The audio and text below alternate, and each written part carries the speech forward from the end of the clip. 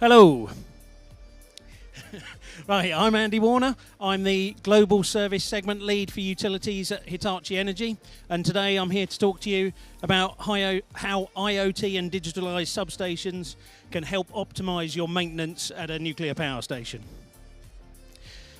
Three key benefits from IoT and digital services are you can reduce your unplanned outages, you can extend the useful life of your assets, and optimize your maintenance regime to maximize the profitability of your sites.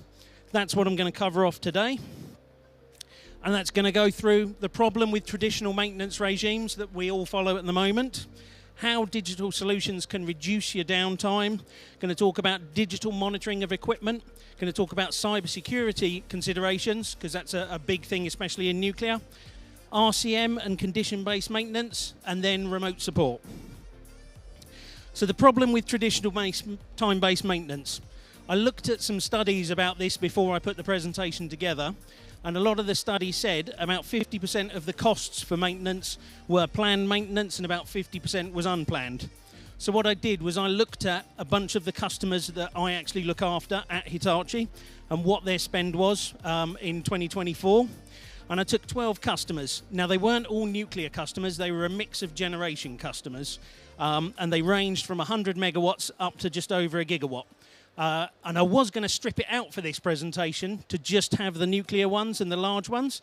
However, with the sort of oncoming small modular reactors and the chances of smaller units being in there in future, I thought the smaller sites might also be of interest as well. So I've got some data in here about that. Sorry, shouldn't have clicked then. So yeah, going through, our spend data with our customers did back up that about 50% of the spend was on planned things that customers expected to do and were in their maintenance contracts and their plans for their planned outages. About 21% of the spend with us was on upgrades, and then 29% was unplanned. Now with the upgrades, this is something we're seeing more and more of on nuclear customers, where they're taking their power stations that they are expecting to run for, say, 40 years and now trying to extend the life of them, making them run for 50, 60, 70 and even longer. So there's a lot of long-standing nuclear power stations now that weren't originally designed to last as long as they have, so they're having to upgrade and replace equipment. So you do all of your standard regular maintenance, your annual inspections of your equipment, your oil samples on your transformers and everything like that in your planned maintenance. But then you have things where, say, your AIS and your GCBs at sites were planned to last for 40 years. Well, now if you want to last your power station beyond that, you have to replace them. So you're going to go through probably 2 sets of GCBs, 2 sets of AIS at a site. Your grid connection transformers, typically, they were supposed to last 40 years, but we see a lot of people replacing them at 30 years. So you could potentially go through 2 or 3 main transformers at your site. Same for your distribution transformers. Your protection and control systems, 20-year lifespans. So again, lots of those are having to be upgraded multiple times. And the clicker's not clicking. There we go. And then software systems that you use at the site. If you come on Thursday, one of our guys is talking about software at sites. But again, sort of 15-year lifespan, so you go through that several times during the full life of a nuclear power station. Which means people are spending a considerable amount on upgrades at their sites. So that's something that sort of factors into the budget. Now, when you do an upgrade, it's very expensive, but you're only doing them once every sort of 30, 40 years on some of this kit, so it comes out as a smaller percentage of the spend than I thought it would. Unplanned outages. This is where things are failing and you're getting things tripping out and we're having to go out and fix things for customers. The average cost or spend with us on these unplanned outages was $30,000. So not a huge amount, but still something to worry about. The lowest cost was $3,000. The thing is, that is not really the cost to the customers. And when I talk to a lot of customers, they focus on what's your day rate for your engineers, how much do your parts cost, how much is this repair going to cost us? The fact is, when you call us out and we come and fix something and it costs you $30,000 you spend on us, the biggest cost is lost revenue if your site trips out and doesn't produce. Lost revenue information from the customers ranged from as little as 40,000, but that wasn't a nuclear power station, that was a little site, up to $1 million.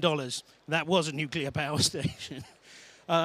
So you can lose, if you trip the whole site or lose production from the whole site, $1 million a day or more. Typically, most of the sites that we speak to have multiple generators at each site. So if one of them fails, you will lose a percentage of that, potentially not all of it. But we have seen occasions where sites have lost the whole lot.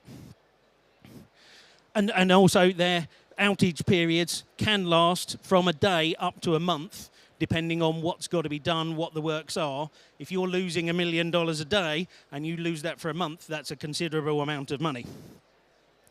But also, a lot of that is planned outages. So a lot of customers do have planned outages. They do have shutdowns every year to do specific works where everything's planned in. And again, the big cost of that is often the lost revenue. So when I looked at our customers and what they were spending with us on their maintenance and unplanned outages and their upgrades, actually the biggest cost for them, depending on the size of site, was between 76 and 94% of their costs coming from lost revenue where they weren't generating rather than what they were spending with us to do the maintenance on the equipment. So lost revenue is really the thing that you need to focus on. How do you minimize your unexpected outages and how do you cut down the time it takes to do the works at your site so you can get back to generating as fast as possible? So this is a bathtub curve, and I'm sure people have seen these things before, and this is what a lot of the theory around maintenance plans and when you should do your overhauls are based on.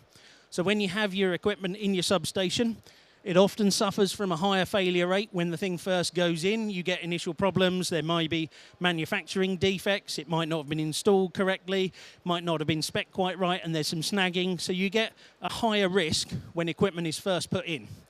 And then after the first couple of years, your warranty period is up. You generally have a very long period where the equipment runs trouble-free, and it runs perfectly fine. And then when it gets nearer the end of the life, you get a massive spike in potential risk and problems that happen. Now, with time-based maintenance, traditional maintenance, some maintenance manuals set your maintenance level for these peaks of when you're at the highest risk. And then for all the years in the middle, you're doing a load of extra maintenance, having a load of extra cost, and potentially having extra downtime that you don't need to have for the condition your equipment's in. However, if you then go and skimp on your maintenance and go for the lowest possible maintenance and sit at this level down here, yes, you're doing the right thing for the majority of the equipment's life, but you're being then very risky later on in life for that equipment. And that's one of the issues. Then what you might do is you say, okay, we know that this equipment has an expected lifespan of, say, 20 years, and at 20 years, problems will go up, so we'll do a big overhaul. And that's kind of the general way that a lot of people do things at the moment. The issue you get is not all equipment follows the theoretical bathtub curve. You get things that happen during the life that means it's not a straight line sort of degradation of the equipment. You might get extreme weather events. You might get system faults. You might get a moment of overloading. You could have issues with harmonics. There are all sorts of different problems that can affect how long your transformer or your switchgear is going to last. And in reality, often the expected lifetime and the real lifetime is different because of the specific conditions that your equipment faces. So if you planned your major overhaul at 20 years, because that's when you're expecting to do it, and that's what the data tells you is the average time for doing it, your transformer may have failed by that date already, and you could be on your next one because your overhaul was too late. So what we want to do is utilize digital solutions to avoid that ever happening to you. And that's split into three areas. One, the obvious one, is monitoring. Then we've got condition-based maintenance or reliability-centered maintenance, so software that manages it all. And then the one that's sort of contentious in nuclear circles is a remote support, a remote connection in from the OEM to that equipment.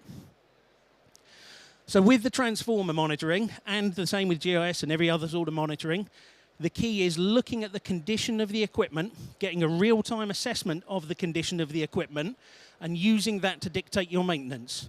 So you can then predict the aging and when you need to do your replacements and when you need to do your maintenance. And the key thing here is spotting a problem before it causes a failure or an outage. So if you can look at the data that's coming from your transformer and see that it has a problem and it is going to have an issue and it could fail, you can plan in advance an outage, get the spare parts you need, get everything that you need ready, and have it at site and have a planned day when you shut down and you do the repair. If you don't have the data coming in and you're not getting that information, the first thing you might know about a problem with your transformer is when something trips. And if something trips and then you say have to order some spare parts, if anyone's seen the lead time on spare parts and new transformers at the moment, you'll know you could be waiting a considerable amount of time to get the spares to the site to then do your maintenance and then have the repair done. So you would be much better planning in advance, getting the spares there, shutting down for a couple of days, than having it happen without your planning and potentially having to wait 3, 4, 5, 6 months, or if you need an entirely new transformer, a couple of years. So this is a really, really important thing for you to be monitoring and spotting these things in advance. Now, we offer a whole range of different solutions of all of the things at Hitachi that we can monitor on your transformers. And thing is, and this is going to upset the transformer salespeople from my team, the failures tend to be sort of in specific areas. And actually, if you look, the tap changer is 30% of the failures, the windings are 36% of failures, and the bushings are 18% of failures. If you monitor those things, and the hydrogen levels and the moisture levels in the oil, so effectively the most basic package we offer, you will find 80% of the failures before they happen. So that is going to dramatically cut your risks, even if you just go with the lowest package that we offer on the transformer monitoring, and then the rest of it, you're spending extra money for diminishing returns. But doing that basic monitoring is going to spot a lot of outages, a lot of problems before they happen. And if you are able to stop one big outage that may cost you a few $1 million because you might be off for several days, it's worth every penny of it. When it comes to your GCBs, again, this is something, they're a very reliable piece of kit. They don't fail very often.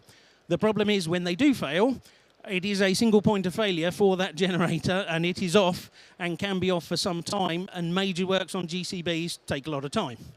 So with the GCBs, we've got a monitoring system for that.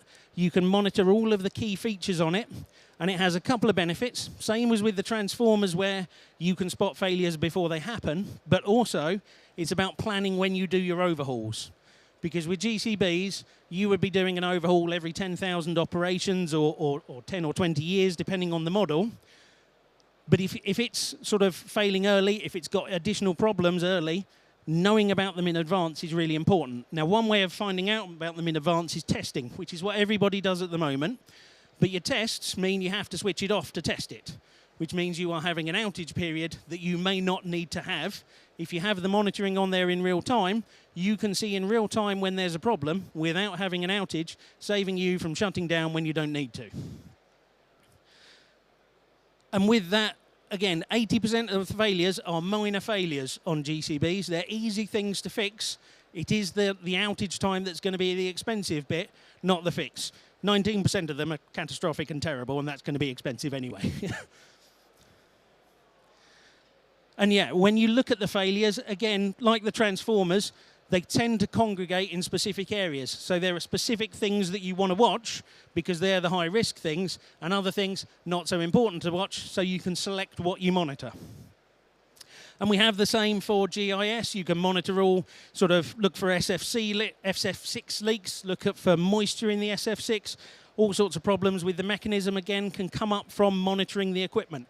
So monitor this, you will get the same benefits that you do on GCBs and transformers. Now, cybersecurity. I thought I'd talk about this before I go on to the next section, because cybersecurity is something that everybody gets worried about when you go into digital solutions. Now, the traditional way of doing things at a nuclear power station is to air gap it.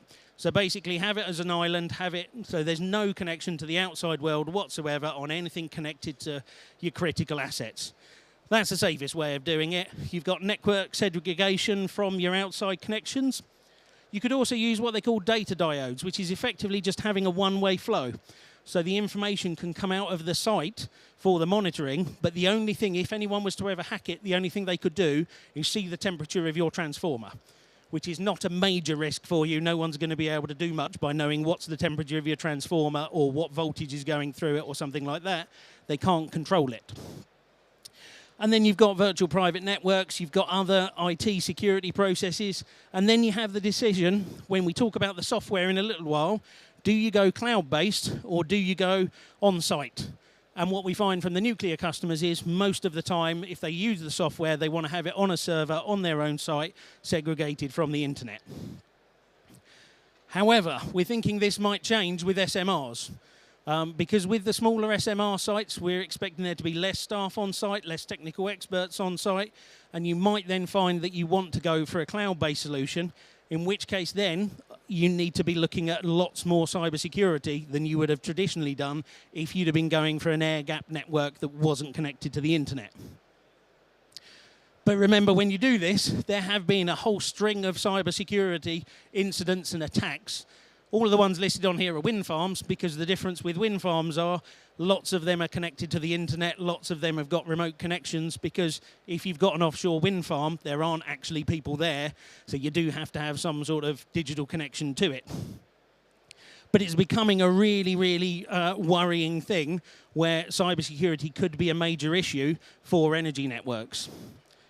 So if you do have an internet connection, if you do go down the remote support side of things, you need to be making sure you're doing patch management. And when you're patching your equipment, you need to test it before it goes on there and make sure that all of the patches that work for the Windows side of things aren't going to crash the other things on your servers. And some banks and some airports have found out the hard way, if you don't do this, everything goes wrong. So that's important. You need to be doing cybersecurity assessments, annual refreshes of everything. Look at system restoration. Can you get everything back if something goes wrong and someone attacks you? And any system hardening and fingerprinting that you need to do. Now, from there, we'll start talking about the software side of things. Really, having sensors on things is only any good if you do something with the data. It's very nice to see what temperature it is and how much moisture is in everything, but if you don't do something with the data, it's pointless collecting it all. So what we do is, we take the online sensor data, you combine it with your test results and your physical inspections and the information you get from looking at things and looking for corrosion and things like that on your equipment, and then combine it with the equipment data, the factory test reports, because what you want to look at is what's the trends, how are things changing from their original condition, how are they deviating from optimal, and then feed that into software. We have a software package called APM that you can then assess what needs to be done on that equipment, how the equipment's aging, what sort of state it's in. And then you can choose which form of maintenance you do. You've got your time-based maintenance, which I've already said, not really the sensible way to do things now. You have condition-based maintenance, where you say, okay, if this has poor oil quality, if this has got whatever issue, you change your maintenance, you do what you need to do for that. And then you have risk-based maintenance, where you also factor in what is the impact if that item fails. And this is the really important thing to do on this, because if it's a distribution transformer at your site that is actually powering the electric car chargers in your car park, that is not as significant, can't get the word out, significant to you as your grid transformer that's feeding the entire grid and responsible for your output from the power station. So you vary the level of risk for the item and make your decisions based on that. And if it's got a higher risk of impact to you, you do more maintenance. If it's got a lower risk, you can cut back on your maintenance, reduce your outage windows. Okay, and then we move on to remote support. And this is the one, as I said, we haven't really seen this in the nuclear sector as much as we see in a lot of other sectors. If you go and talk to our data center customers, because 2 data center people have sat down at the front, if you talk to our data center customers, they do this all the time. Everywhere they go is interconnected. But with remote support, you've got a few options. You've got the old-fashioned way of you phone up the OEM, they put someone on the phone that talks you through issues and helps you there. You've got now augmented reality solutions where you can use goggles or an iPad or an iPhone or other Samsung device or something like that, where they can video conference through, talk you through things and show you on the screen how to do sort of minor repairs and get things back online. And then you have the full-blown remote support package where you could have a provider like Hitachi dial into your equipment and actually fix it over the net. And we've had this with protection and control. The example I've got here is Statcoms. This was a Scottish wind farm where we had a problem on the network which was causing harmonics because they had to reroute the connection to the wind farm. Typically, what would have normally happened is we would have had to send an engineer to site, assess the issue, change the settings on the Statcom, and then get it back online. But you would have waited 24 hours for the guy to get to Northern Scotland. He would have got there, he'd have gone, I need to have a sleep now because it's taken me ages to get here, gone to the Premier Inn, had fish and chips for dinner, slept for the night, got up the next morning, gone to the site, then he'd be fixing the issue, finding out what the problems is, sending the details to our COC in Sweden. They'd have given him the new settings. They'd have sent it back to him. Another day's probably gone. He's had more beers and fish and chips. And then the next day he goes back and puts the settings onto the equipment. So you'd be looking at sort of 3 days offline. With the remote connection, as soon as something went wrong, the control center in Sweden was able to assess what the problem was, change the settings, upload them onto the onto the Statcom, and get it back on within a few hours. So the difference was a few hours of loss of production versus 3 days. So there are some potential big advantages here once you sort out the cybersecurity considerations. And what we're expecting to see is, with small modular reactors, a lot more of this digital connectivity because you're going to have less experts on site. Whereas if you've got a very large power station, you've probably got someone there that works on transformers, someone there that knows about switchgear, someone there that's an expert on protection and control. But if you're building an individual little reactor for a data center, that's probably not going to be the case. So as I said at the start, you're going to reduce your unplanned outages because by monitoring the equipment, you can find out when something's going to go wrong before it goes wrong and plan for the fix so that you never get an unplanned outage. We think that should reduce your risk by about 50%. It's going to extend the useful life of your equipment because you can plan when you're going to do refurbs, you can spot problems before they happen, you can do all of the things you need to do to make the kit last as long as possible. That's going to give you a better return on investment, and it's going to help you when you're trying to extend your life of your nuclear power station to 50 or 60 or 70 years or however long you want to run it for. And then it's going to help optimize your maintenance because by doing the right maintenance on the right bit of kit and not doing maintenance when you don't have to and when it's overkill and doing more maintenance when you're at a higher risk, you get the best level of maintenance and the best maintenance plan for your specific site to make sure you minimize your risk and maximize your generation by cutting your outages. And those are your 3 benefits and how you get to it. And I think that took me half an hour. So yeah, any questions? No? No questions? Good. Well, I'm going to get a photo because you filled the place, so I'm quite pleased. Everybody say cheese. Or fromage. We're in France, aren't we? Right. Thank you, everyone. Yay.